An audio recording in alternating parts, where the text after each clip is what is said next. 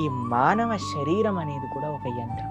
ఈ యంత్రం ఎందుకు, ఎలా వాడాలి, ఏం చేస్తే ఏం జరుగుతుంది అని చెప్పే మాన్యువలే భగవద్గీత.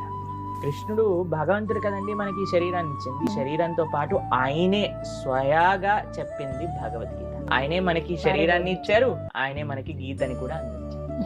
ఆ గీత ఆవిర్భవించిన రోజు గీతా జయంతి. కాబట్టి గీత అనేది మన సనాతన హిందూ సాంప్రదాయంలో ఉన్న ఏ సాంప్రదాయంలో ఉండేవాళ్ళైనా సరే, నేను హిందువుని, నేను సనాతనీయుణ్ణి అని చెప్పుకునే వాళ్ళందరూ తప్పకుండా గీత చదవాల్సిందే. గొప్ప విషయం ఏంటంటే భగవంతుడికి ప్రార్థన చేయాలి, ఈ సంవత్సరం ఈ రోజు నుంచి అయినా గీత చదవటం ప్రారంభిస్తాను. చాలా మంది ఏం చేస్తారు తెలుసా అండి, 700 శ్లోకాలు గీత పారాయణ చేస్తూ ఉంటారు ఆ రోజు. చాలా మంచిది, గొప్ప విషయం, చెయ్యండి, తప్పకుండా చెయ్యాలి కూడా.